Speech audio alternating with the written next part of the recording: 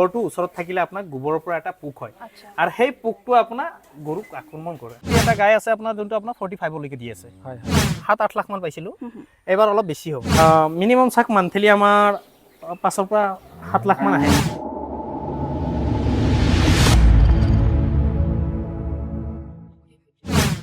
Hello' everyone, welcome to Abhipriya. আৰু আজি আমি উপস্থিত আছোঁ ওদালগুৰি জিলাৰ ভাৰত ভূটান সীমান্তৰ গৰুৱাজাৰৰ একেবাৰে ওচৰত 2 নং চামৰাং গাঁৱত। আৰু আমাৰ সৈতে আছে এগৰাকী প্ৰসিদ্ধ খেতিয়ক, লগতে তেখেতৰ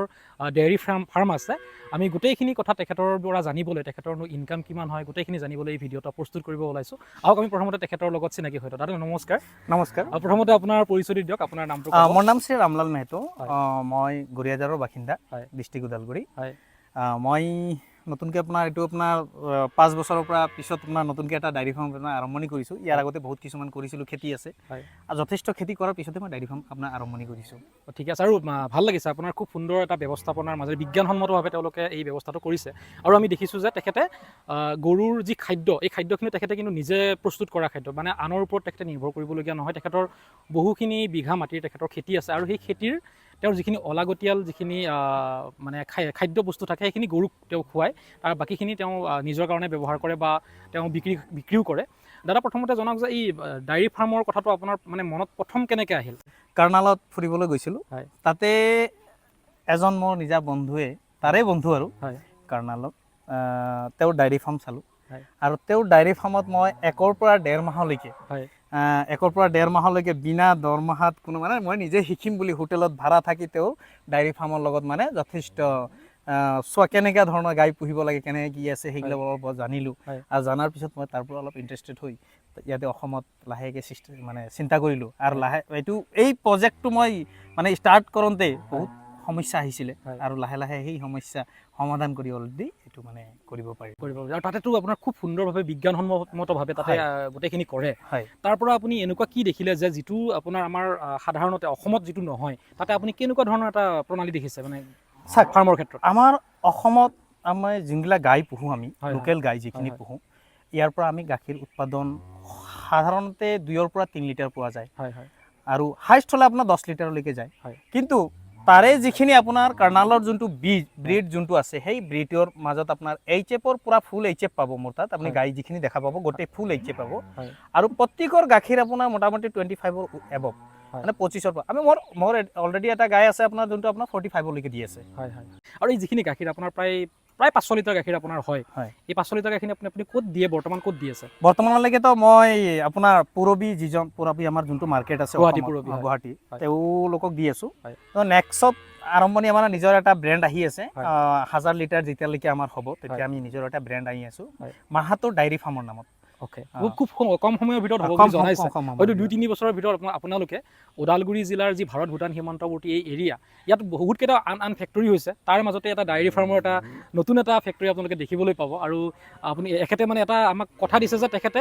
বজাৰত যিবিলাক আমি গাখীৰ পাওঁ সাধাৰণতে এইবিলাকত আমি কেমিকেলযুক্ত কিছু বস্তু জড়িত থাকে, ইয়াৰ সম্পূৰ্ণ ৰূপত তেওঁ জৈৱিক হ'ব। আৰু আপুনি খেতিখিনি কৰা দেখিছোঁ, আৰু আপোনাৰ গাখীৰখিনিৰ মানে হেৰিটো ভাল, কি বুলি ক'ম এতিয়া,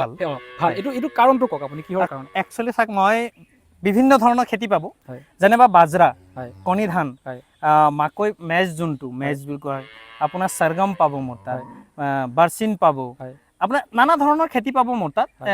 আপোনাৰ হুইটৰ খেতি পাব, অমিতা পাব, ফুডৰ ভিতৰত আপোনাৰ আপেল পাব, ড্ৰেগন ফ্ৰুটো অলৰেডি আমাৰ কাম চলি আছে, ড্ৰেগন ফ্ৰুট অলৰেডি লগালোঁ। আমি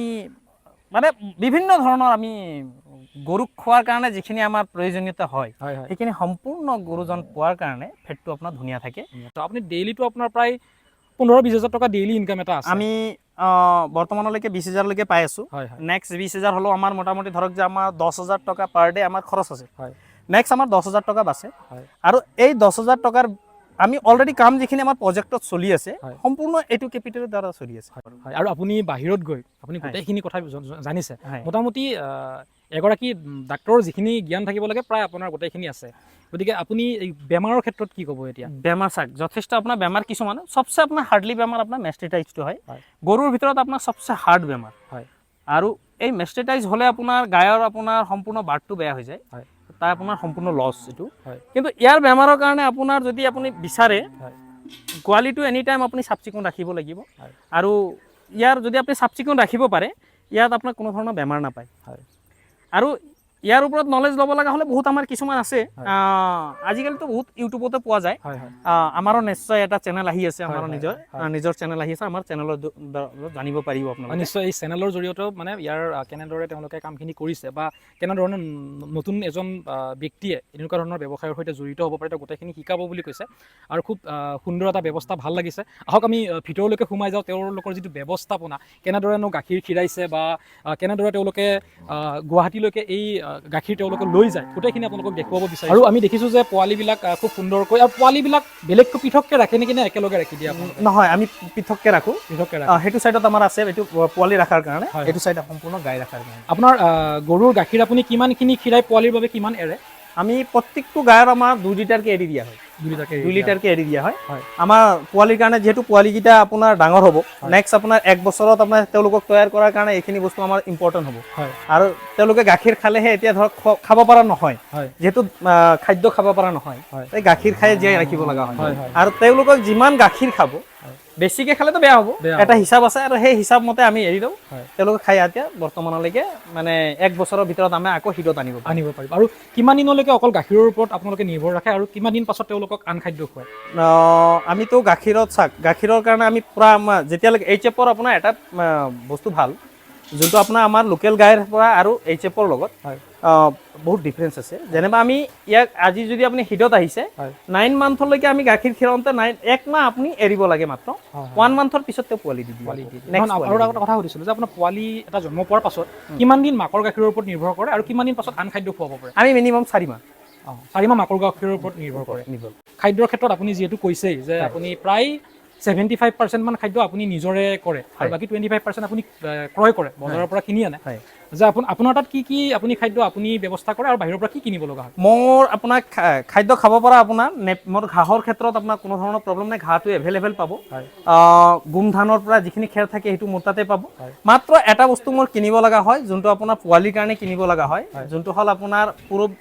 আপোনাৰ আমাৰ কি সোনা গল্ডৰ এটা দানা আছে সেই দানাটো আমি কিনিব লগা হয় মিনিমাম আপোনাৰ 50-60 হাজাৰ টকা এটা বাজেট আৰু মান্থলি আৰু খৰচ হয় আৰু সেইটো আমি লাহে লাহে চেষ্টা কৰি আছোঁ সেইটো যাতে নাইকিয়া কৰিব পাৰোঁ এতিয়া আপুনি আমি উপাৰ্জনলৈকে আহিছোঁ আপোনাৰ যি 25জনী গাই বৰ্তমান আছে আপোনাৰ মান্থলি ইনকাম আপুনি কিমান কৰে আৰু আপোনাৰ খৰচ কিমান হয় এইটো এটা মিনিমাম চাওক মান্থলি আমাৰ 5 পৰা 7 লাখ মান আহে আৰু মান্থলি আমাৰ খৰচ আপোনাৰ 7 মান 3 মান খৰচ আছে আমাৰ 4 মান বাছে আমাৰ 4 মান পাৰ মান্থ আপোনাৰ 4 লাখ মান বাছে আৰু কৰ্মচাৰী আপোনাৰ কিমানজন নিয়োগ কৰিছে বৰ্তমান ইয়াতে আমাৰ ডায়েৰীত আছে আপোনাৰ 35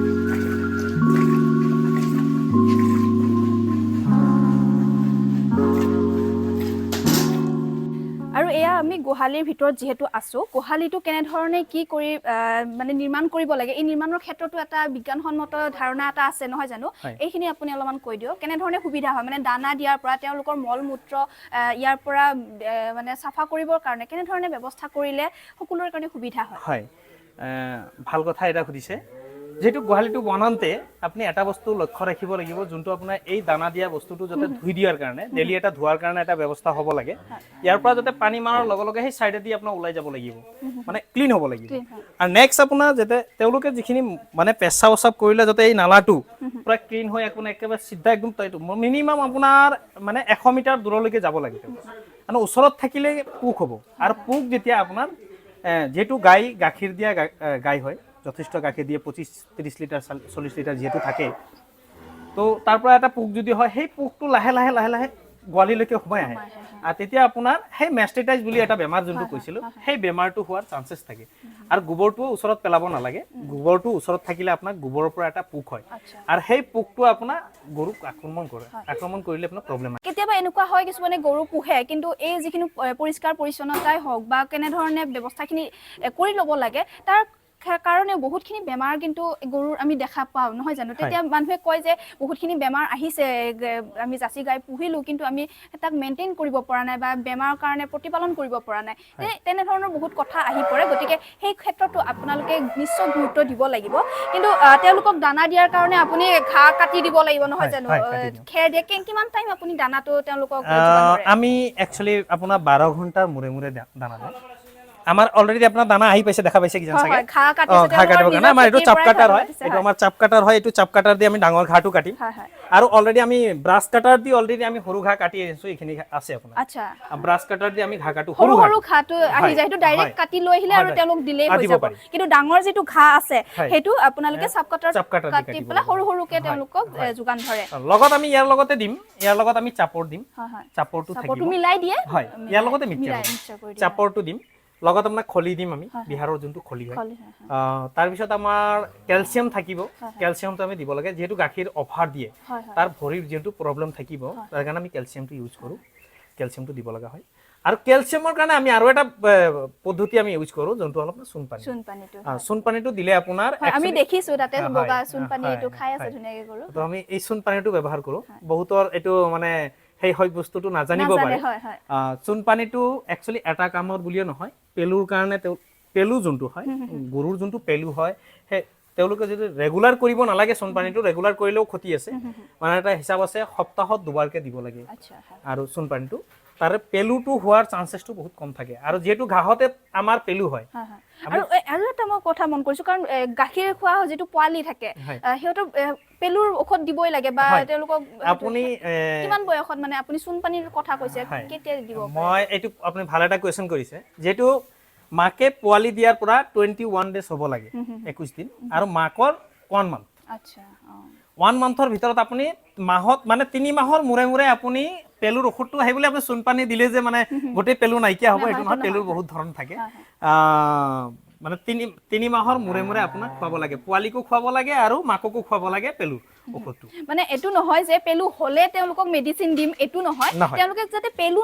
পেলু বেমাৰটোৱে নাপায় বা পেলুটো নহয় তেওঁলোকৰ তাৰ কাৰণে আগতে খাদ্য যেটো সম্ভাৰ থাকে সেই খাদ্য সম্ভাৰ তেওঁলোকৰ এই এনে ধৰণৰ কিছুমান খাদ্য যোগ কৰিব লাগে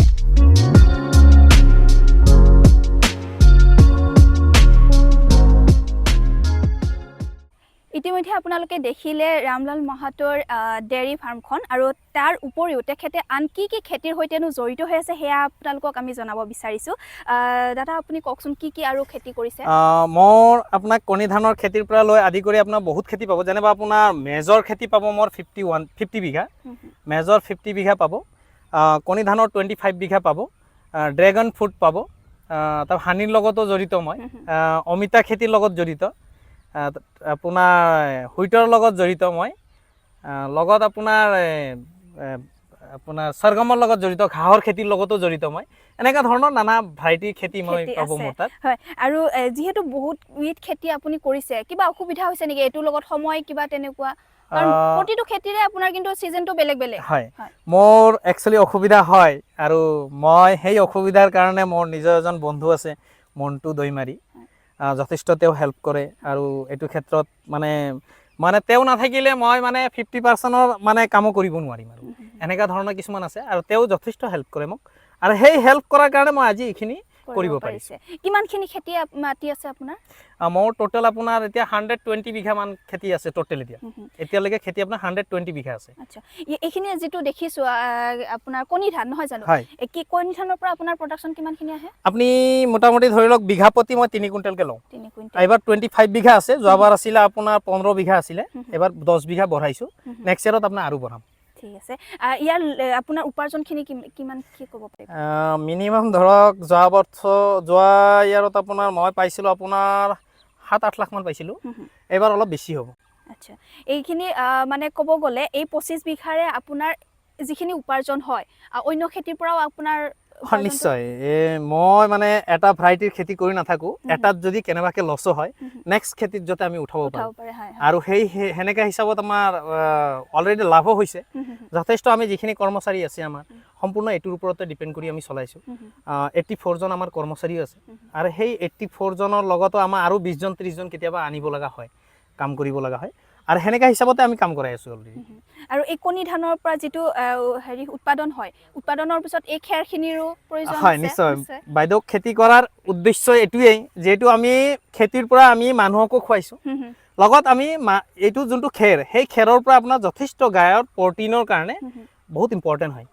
আৰু এই খেৰটোৰ পৰা আমি যেটো গাখীৰ ওলাও আমি গাখীৰৰ প্ৰডাকশন কৰো আৰু সেই গাখীৰ আকৌ আপোনাৰ পাব্লিকক খুৱাইছোঁ হয় হয় তো সম্পূৰ্ণ অৰ্গেনিক পদ্ধতিৰে আমি কৰিছোঁ আমি কোনো ধৰণৰ ৰাসায়নিক সাৰ যদিও মই ৰাসায়নিক সাৰৰ দোকানী এটা যদিও হোৱাৰ পিছতো মই ৰাসায়নিক সাৰৰ পিছত নদাউৰি মানে যিখিনি আপোনাৰ গৰুৰ যিখিনি গোবৰ সেই গোবৰৰ পৰা আমি কেনেকৈ ধৰণৰ মানে অৰ্গেনিক কৰিব পাৰি তাৰ ওপৰত চিন্তা কৰিহে আমি এই খেতিখিনি আগবঢ়াইছোঁ এতিয়া আমি ঘেহুলৈ চাবলৈ যাম বাৰু ঘেহু কিমানখিনি আপোনাৰ আছে 51 বিঘা আছে অলৰেডি 51 বিঘা আছে আৰু অলৰেডি আমি আজিৰ পৰা কাটিছোঁ আমি কাটা সেইখিনিও চাম প্ৰচেছিং কেনেধৰণেনো তেওঁ কৰিছে আৰু কিমান এই যে 84 জন মানুহ তেওঁ জড়িত কৰি ৰাখিছে তেওঁলোক বিভিন্ন কামত হয়তো দক্ষ বা কোনবাটো একেখিনি কাম মানুহে লাগি থাকে নে কোনবাটো এনেকুৱা বেলেগ বেলেগ বিভাগ আমি চেঞ্জ কৰোঁ বিভাগ আমি চেঞ্জ কৰোঁ যেনেবা আমাৰ খেতি বিভাগটো সম্পূৰ্ণ বেলেগ আৰু ডায়েৰী বিভাগটো সম্পূৰ্ণ বেলেগ কিন্তু আমি খেতি কৰা মানুহজনকো আমি ডায়েৰী কেনেকৈ গাই পুহিব লাগে সেই বস্তুটো আমি প্ৰেক্টিকেল কৰাওঁ 15 দিন 20 দিনৰ পিছত ঠিক আছে আমি এতিয়া তেওঁৰ অন্য খেতিডৰালৈ যাওঁ এয়া দেখিছে চপাই আছে ঘেহু আৰু সময়ো হৈছে চপাবৰ কাৰণে কেনেকৈ কি উপাৰ্জন আৰু কি ভাবি আপুনি ঘেহু খেতিটো কৰিছে এইটো কওক ঘেহু খেতিটো একচুৱেলি মোৰ অলপ ডায়েৰীৰ লগত জড়িত যোনটো আপোনাৰ ইয়াৰ যোনটো আপোনাৰ নাৰাটো যিখিনি আপোনাৰ মানে খেৰ সেই খেৰটো আমি সম্পূৰ্ণ ডায়েৰীত ব্যৱহাৰ কৰোঁ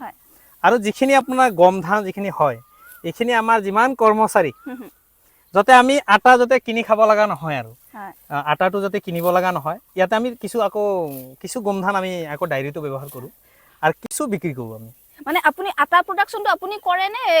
ডাইৰেক্ট ঘেহু আপুনি বিক্ৰী কৰে নহয় মই ঘেহুটো বিক্ৰী কৰে আটাটো মোৰ যিখিনি লাগে নিজৰ কাৰণে যিখিনি লাগে সেইখিনি মই নিজে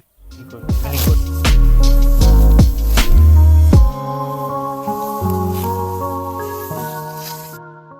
ইতিমধ্যে আপোনালোকে ৰামলাল মাহাতুৰ সৈতে তেখেতৰ যি ডায়েৰী ফাৰ্ম আৰু লগতে তেখেতৰ যি 120 বিঘাৰো অধিক মাটিৰ যি খেতিৰ ব্যৱস্থাপনা গোটেইখিনি ভিডিঅ'টোৰ জৰিয়তে পালে দাদা আপোনাক প্ৰথমতে ধন্যবাদ জ্ঞাপন কৰিছোঁ নিশ্চয় আপোনালোকে আপুনি ইমানখিনি সময় দিলে আৰু আপোনাৰ এই যি যাত্ৰা এয়া আৰু আগুৱাই যাওক আৰু আপোনাৰ যি এটা সপোন আপুনি দেখিছে আপুনি নিজাকে এটা প্ৰতিষ্ঠান আপুনি জন্ম দিয়া সেয়া আপোনাৰ খুব কম দিনৰ ভিতৰত সেয়া সপোনটো বাস্তৱত পৰিণত হওক আৰু তেখেতৰ সৈতে হোৱা এই কথা বতৰাখিনি চাই আপুনি নিশ্চয় আপোনালোকে ভাল পালে আৰু আমি পৰৱৰ্তী সময়ত তেখেতৰ ওচৰলৈ নিশ্চয় আহিম আৰু আজিৰ এই ভিডিঅ'টো চোৱাৰ বাবে আপোনালোকক আমি ধন্যবাদ জ্ঞাপন কৰিছোঁ আৰু এনেধৰণৰ